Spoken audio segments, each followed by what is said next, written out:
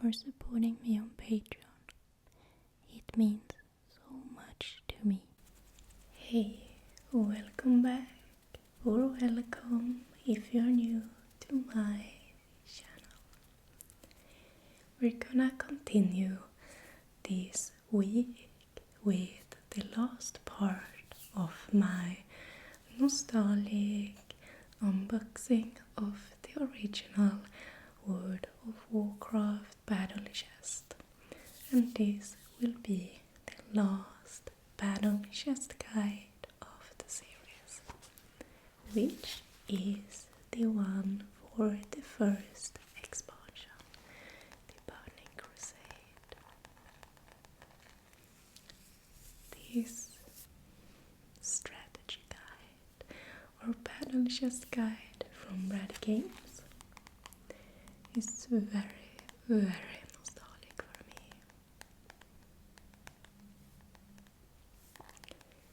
I remember getting one of these battle chests, used to look through the guides even though I already had an account.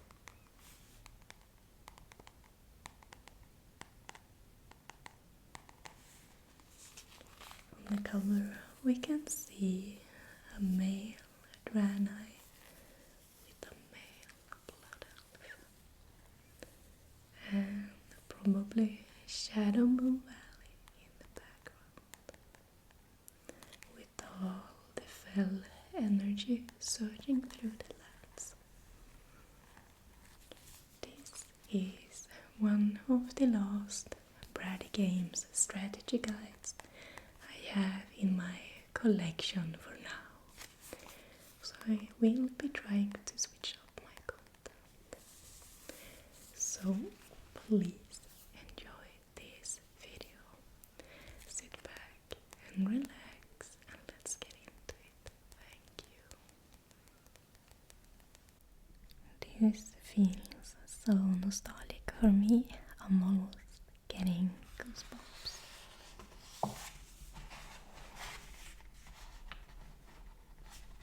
If you've been a long time viewer, you might know that I started gaming World of Warcraft during the Burning Crusade.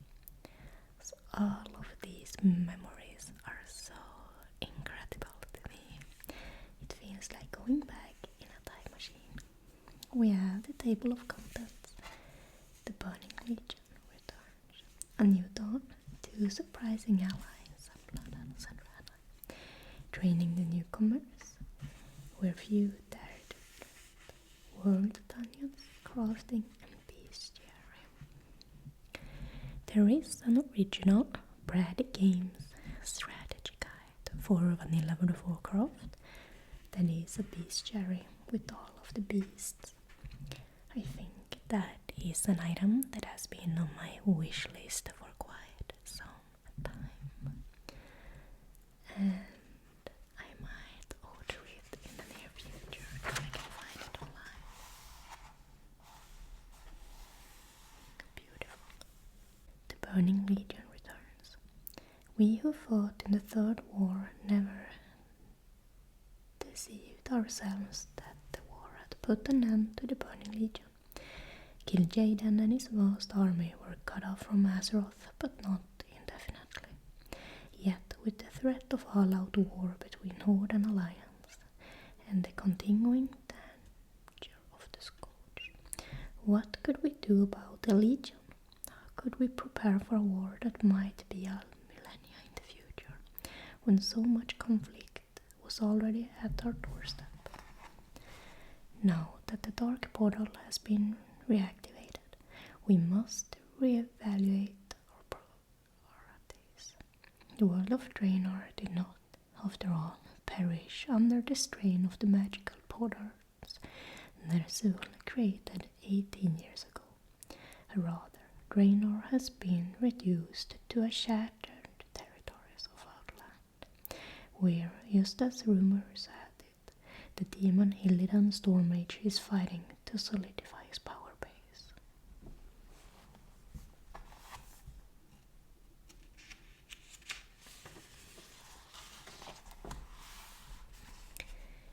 there is quite a lot of lore in these books as well.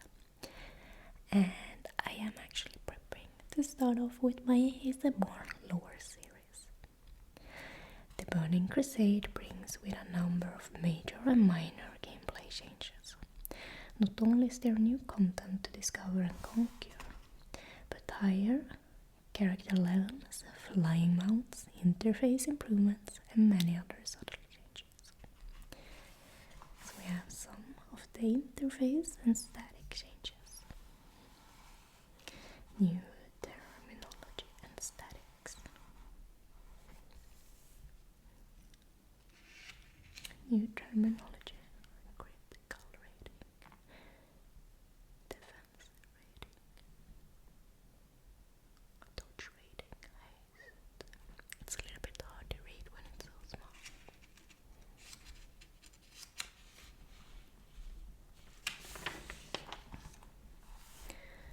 Offensive rating.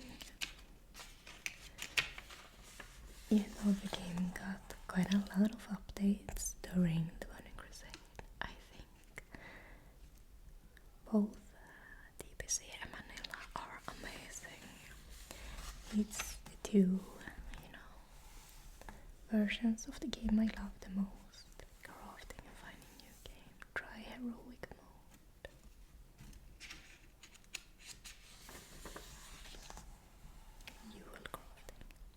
Jewel crafting is an entirely new profession that has recipes for rings, necklaces, some trinkets, and gems for socketed items. Because some of the rare equipment with sockets can be upgraded to have very high stats and a wonderful degree of customization, jewel crafting is going to be in fairly high demand. For those who desire this new trade, consider raising mining along with it. Having a miner to get easy metal and gemstone is going to decrease the expense of leveling jewel crafting by an insane margin. Disenchanting. Transportation changes. With so much new territory added to the game, it is important to understand how to get around. Most of the new content has been added as Outland, as a section of 7 outdoor zones, 1 major city with plenty of smaller towns, and a more world dungeons that you can take a stick at. The Dark Portal and travel in Outland. The Dark Portal, located in the southern part of the Blazed Lands, is your key to Outland. This massive gate will be seized by both Alliance and Horde troops, who hold the line against the darkness so that champions both factions can freely come back and forth between the worlds. Flying mounts. At level 70, players get the ability to learn how to ride flying mounts. These are only usable and available in Outland, and they are the key to safe and fast exploration of any and all outdoor areas.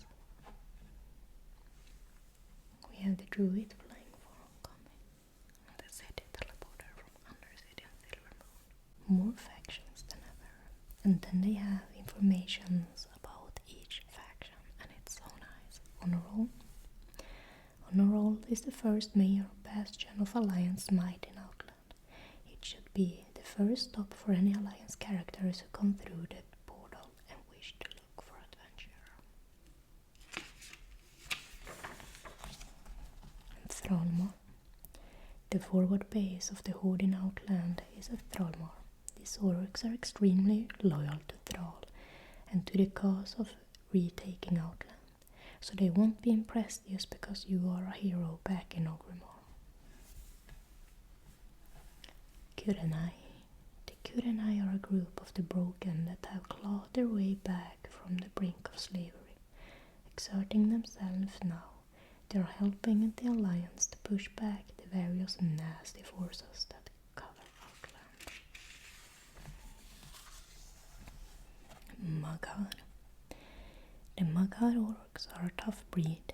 They have lived and fought in Outland and done all that they can to resist the lure of the demonic taint. Cenarion Expedition. The Cenarion Expedition in Outland has an entirely different reputation reputation than that of the Cenarian Circle's members back in Azeroth. So you need to start from scratch.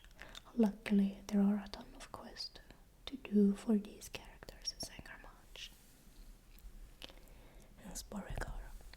Before reputations were account-wide, I farmed 2 different characters back in the day to Exalted with the Sporekar.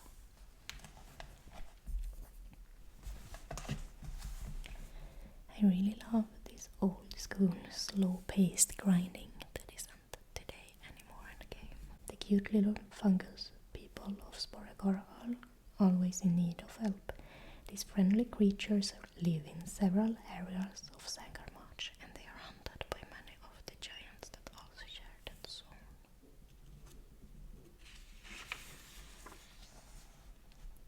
The Aldor are Draenei who are fully loyal to the Naru of Shattered City, the Shatar. This loyalty does not extend to the Scryers who also dwell in Shattered City. These 2 factions work towards some common goals, but they do not get along. And then we have the Scryers and my screaming neighbor, of course, on a Sunday morning. This Blood Elven faction is open to members of the Alliance and the Horde, though it's most likely to be chosen by Horde players. As with the Aldor, you must decide to one side or the other here. Everything that pushes Scryers' reputations forward will push Aldor reputation back considerably. I have also the feat of strength to get exalted with each of these factions on the same character. It was a very long grind, but I loved it.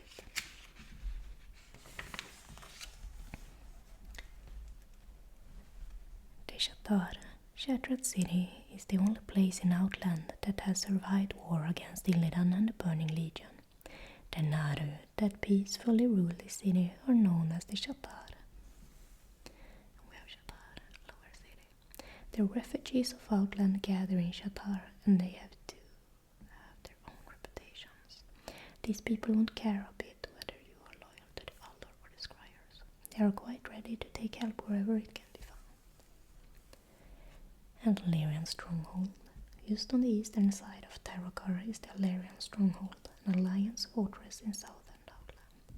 This area has no faction on its own, and it is linked with the major alliance pushed based out of Anhalt. Stonebreaker Hold. Stonebreaker Hold is an orcish camp in Terrakar Forest. This is not a faction unto itself, but there are several things that you can do with the people there. And Hala. Though not a proper faction, there are rewards for fighting that is done around the city of Hala in Nagrand. Whether soloing, group or in a raid, you receive battle token for each killing blow made by you or your team. The Consortium. The Consortium is a band of dimensional travelers with a colored reputation. These merchants are neutral to just about anyone who comes along, and they can certainly persuade to your side through various profitable deals.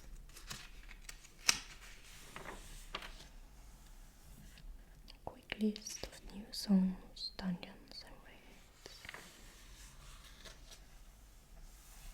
Then we have a little bit about the different PvP aspects in the different zones. Hellfire Peninsula, Sangarmatch, Terrakar Forest and Nagrand. And the arena system. 2 surprising allies. As the ceasefire between the Horde and the Alliance continues to erode, both sides has begun enlisting aid for the coming war. We have the Blood Elves, a tale of tarnished with blood. Countless centuries ago, ships landed on the shores of Lordaeron, and the exiled High Elves, led by Tathremar Sunstrider, tried to take a new home for themselves. Made mortal by the loss of contact with the Well of Eternity, many of the High Elves fell to starvation or illness in the trek across their Insanity claimed many more before the cause was found. An evil influence within Tearsfall Glades itself was eroding what little was left of the High Elves. Leaving Tearsfall Glades, the High Elves met the Trolls of Sulaman. The meeting went poorly and the Trolls vowed to exterminate the High Elves from lands of the Trolls so as theirs. The war continued while refugee elves looked for land to call home. They came to forests so similar to their lost home in Kalimdor that there was no question where they would settle.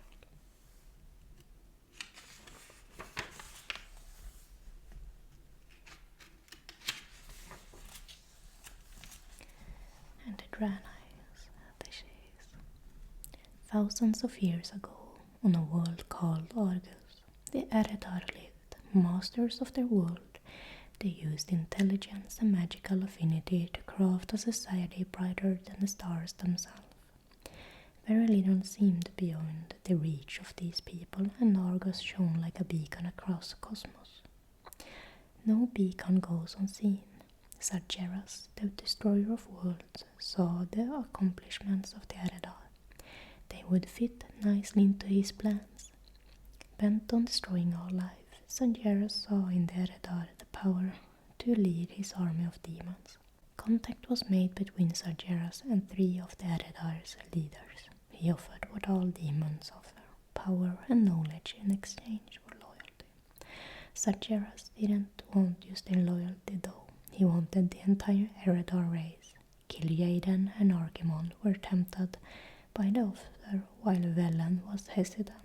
They were never given time to think it over.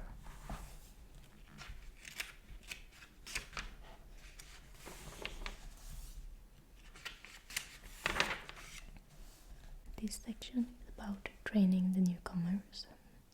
It's telling about 2 different zones the Blood Elves has and 2 different zones the Draenei has. First of all, we have Eversong Woods Legends, the starter zone for the Blood Elves. And we have Silvermoon City. The main hub, getting a rework at midnight.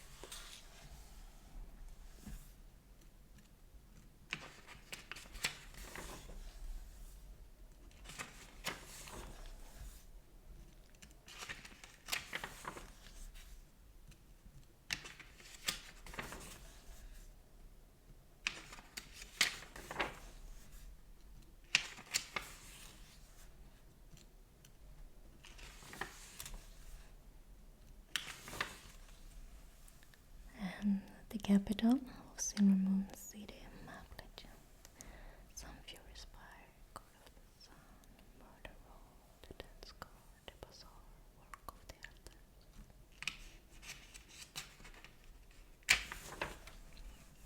And the second zone of Ghostlands.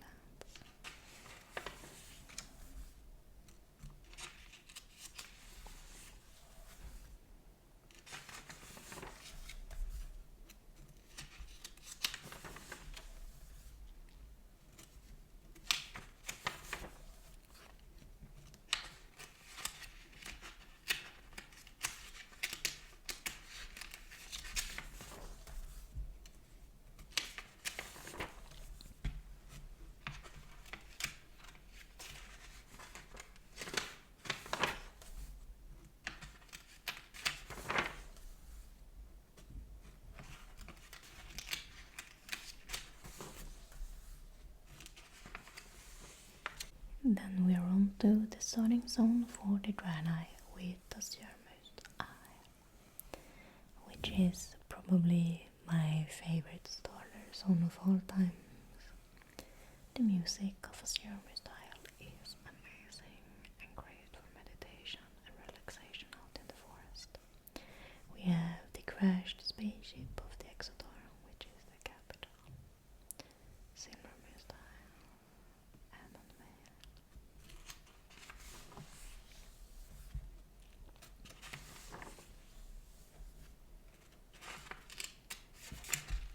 There will be a lot of page turning in these videos, but I think that is one of the most amazing parts of Brady ASMR. Sometimes I almost fall asleep while editing these videos myself.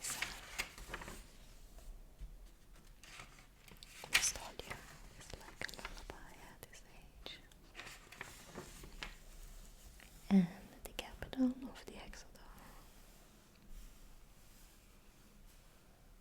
Traders, dear, the vault of light, the crystal wall, seat of the Nare, and the Blood Missile map legend. And this soundtrack I had set as favorite on my Spotify to listen when I'm out for a walk in nature. It is so otherworldly.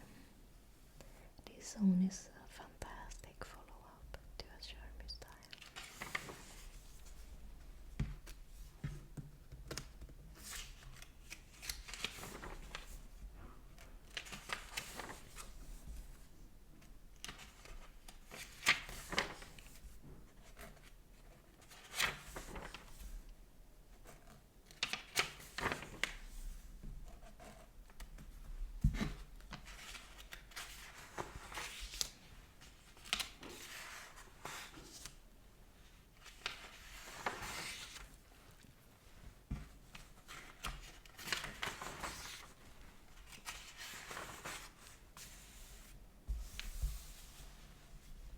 Where few dare to tread, the maps and legends within provide a wealth of information of the many new zones for the expansion. First up is Hellfire Peninsula, where we enter from the Dark Portal. And now to cross the entire zone to move on. Going through these reminds me of my first ever video here on YouTube. It's over 3 years ago now. Creating ASMR with the Atlas. I was so nervous when I started my YouTube journey that I would shake while recording. I was so nervous.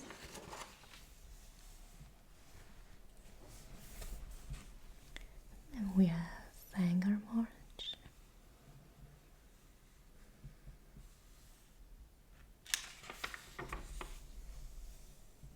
And my favorite zone of all time. And this soundtrack is not on Spotify, and that is horrible. I love the music of Terracar Forest. I usually stash on my main over here whenever I take a break from playing. And here is the Terracar Forest. We have Akondun, Skeris, and Shattered City.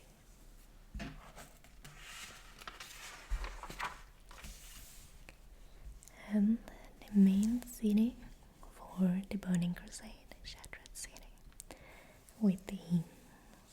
Oh, it's beautiful. The Terrace of Light, Lower City, Scryer Stair, and Altar Rise. Here we have Nagrand, one of the most beautiful zones ever created. We have Oshugun, Hala, Telar, Ring of Trials, Throne of the Elements, and the Blade Edge Mountains, where you would come across a lot of dead dregs from the Black Dragonflight. Netherstorm,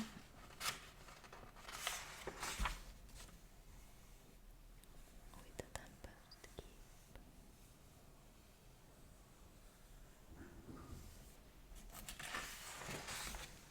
In Shadow Moon Valley, finally, where you would get your Netherwing Drakes, the Black Temple, and you would farm for the crystallized eggs. Some of the world dungeons.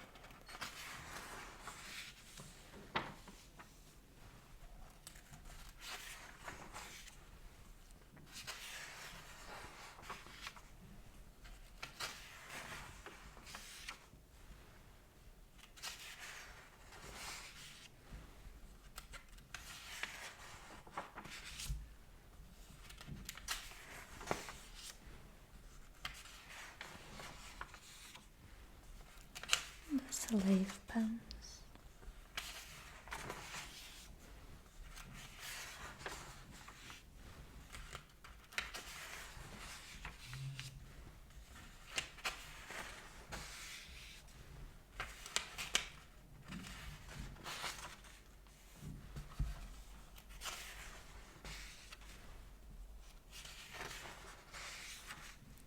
Crafting and skill items.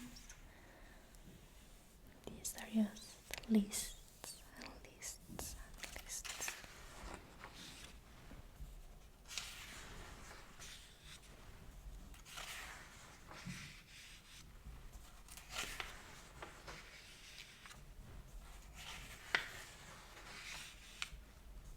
Here we can see a nether wing drake.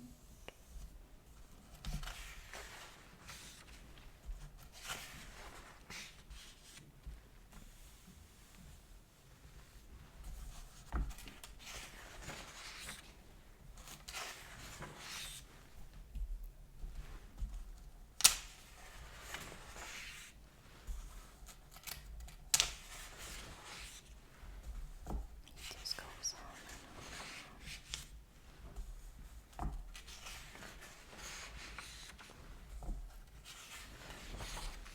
This was way before WoW had, and I can't remember. I thought about we got it during Wrath of the Lich King, right? So the best idea would be to go through guides like these.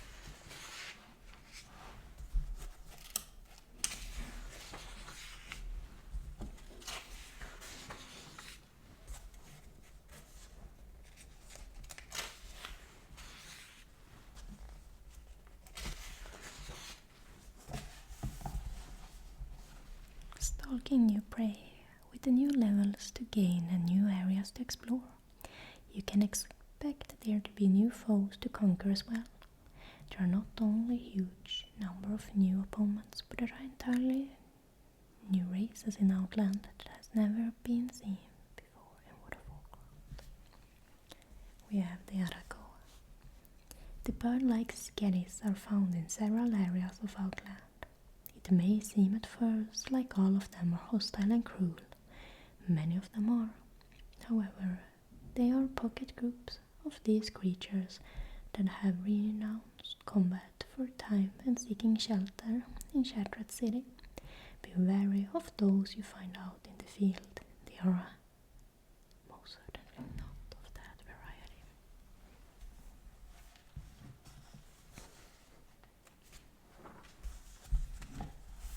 Broken or the broken.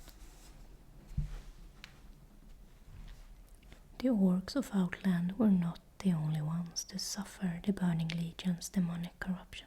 The broken, led by the great Akama, fell prey to the demon's sinister influence and were changed by the corruption. Though the broken lost some of their former powers, they still present a clear danger to all of Illidan's enemies throughout Outland. And we have Burning Legion, some of the beasts. Many demons of the Burning Legion are present in Outland. These evil foes attack settlements directly, but they also construct horrible fell cannons, fell reavers, and other cruel devices.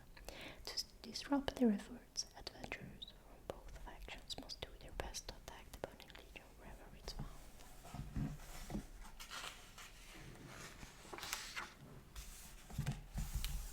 Bursters. These worm-like creatures are seen in areas of Outland that have loose soil that allows these burrowing creatures to hide themselves from danger. Then, when the prey is close by and ready to pounce upon, they take their opportunities to strike.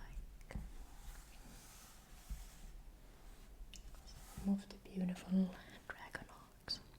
Dragonhawks are very rare indeed, and they are most often seen in Eversong Woods, home of the Blood Elves.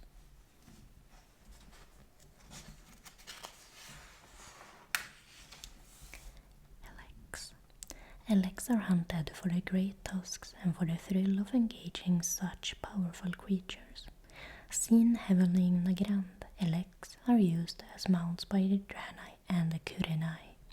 If If you thought that most cavalry was tough to face, imagine a lance of these bearing down on your position. And then we have the Eredar. The Eredar are one of the oldest known races in the universe. They comprise the commanders and strategies of the Burning Legions, exceptionally skilled in magic. Their mastery of the arcane arts is renowned throughout the scattered worlds of the great dark beyond.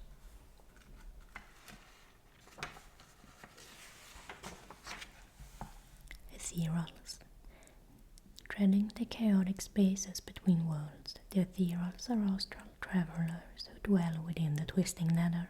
They are known to be collectors and traders of arcane items and artifacts. Now drawn to Outland, many Ethereals are seeking to track down treasures and steal them back to the twisting nether. Fellorcs. Mystery and speculation surround the corrupted Fellorcs, who recently appeared in Outland. Though little is known about these savage warriors, the most disturbing revelation to come to light is that their numbers appear to be steadily increasing.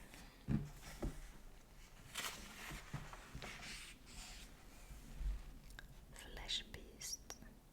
It is said that the sleep of reasons produce monsters, that fantasy abandoned by sanity brings forth creatures of nightmare.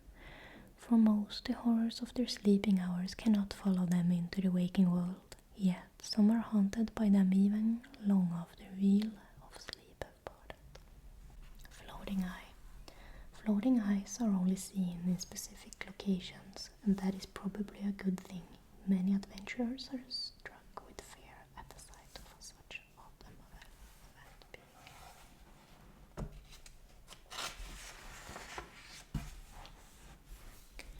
Forest trolls. Long before the rise and fall of humanity's kingdoms, the Amani trolls of Lordaeron had built an enormous troll empire. After centuries of war and hate, an alliance of elves and humans finally dealt a crushing blow to the Amani when they were defeated. A great troll army at the foot of the Alterac Mountains. Fungal giants. The unique gases and nutrient-enriched soil of Sangarmuch has given rise to a wondrous diverse wetland ecology. The March fungal giant stands as a prime example of the habitat's remarkable fauna.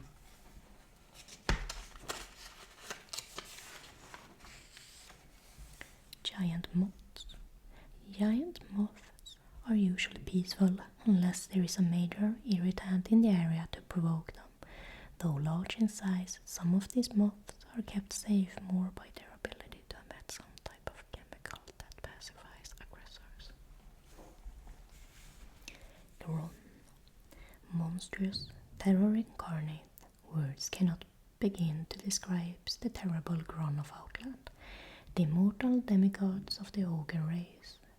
Some says that the Gron gave rise to the lesser ogres, yet, if so, the Gron show little love for their offspring, lording over the ogre clans with an iron fist.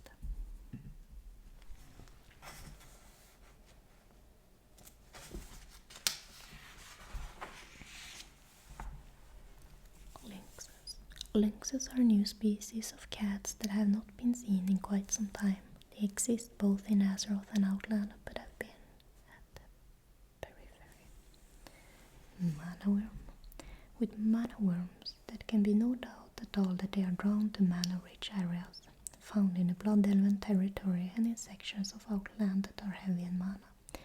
These flying beasts are eager to drink from whatever source of power they find. Naru. When Sageras descended on the Heredar's homeworld, a race of sentient energy beings, the Naru, helped some Eredar escape the corruption.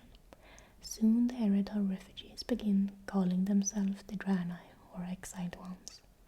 Moved by the Draenei's courage, the Naru blessed them with the light-given knowledge and power. Ultimately, the benevolent Naru hoped to unite all of those who opposed the Burning Legion and forge these heroes into a singular, unstoppable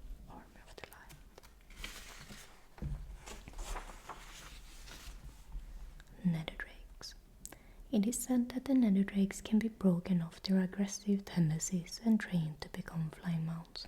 Though likely true, those who meet the drakes will soon understand that only the bravest or luckiest explorers earn this right.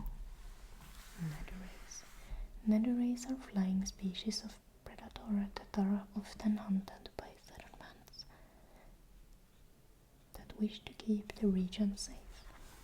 Love these mounts.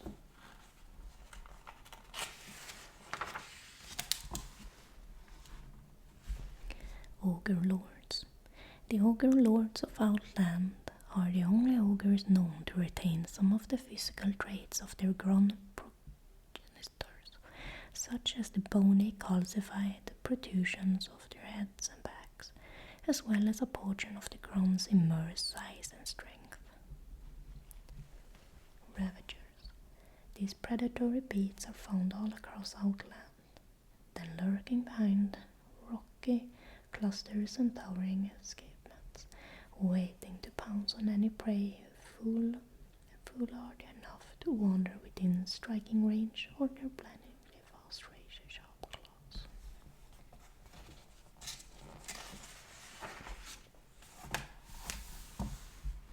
Rock Flayers. Rock Flayers are one of Outland's indigenous species. Many careless wanderers have been killed by the primitive humanoids who roam the slopes and peaks of Blade Edge Mountains in murderous packs. And the Sporlings. Sporlings are the nicer residents of Sangarmarch.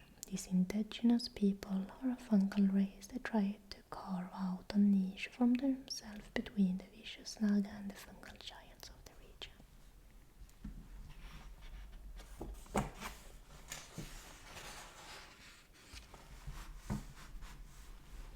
Spore bats. The deadly spore bats are a subspecies of the spore walkers. Like their walker cousins, spore bats draw ingredients from the environment and combine them to form virulent toxins used in subduing the spore bat's prey. And then we have the spore walkers. It is believed that spore walkers evolved over the time from a single organism that dwell within the depths of Sangarmarch onto the more efficient hunting, killing and eating machines that they are today. Some of the Talbuks. You might not expect the Talbuks to be aggressive creatures, as they greatly resemble the type of prey animals that many see out in the barrens and other such areas.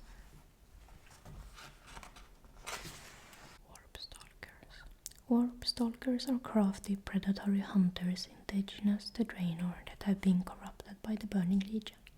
Some reports even suggest that Legion's officers employ the Stalkers as mounts, utilizing the creature's uncanny abilities to phase in and out of the physical and astral dimensions at will. Old enemies with new threats. There are many new skins for the Moldans that have already been seen in World of Warcraft. The new starting areas, dungeons and outdoor zones of Outland are filled with creatures that look slightly different in color or style than they did before.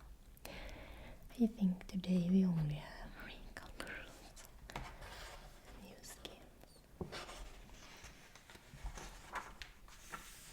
And some thanks for the Burning Crusade Battle Chest Guide. Updated through patch 2.0.